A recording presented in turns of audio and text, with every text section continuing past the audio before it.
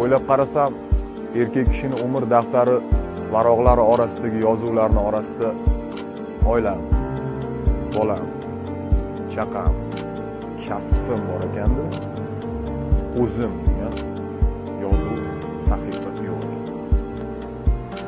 Umr daftarimning varaqlari orasiga e'tiborlarimni markaziga o'zimni qo'yishni boshladim-da, o'zim degan sahifani kirgizdim. Ya'ni umrimni 34-qishida qulayroq, 35-yozida tezroq va mana 35-qishida kattaroq mashinani o'zimga hadya qildim.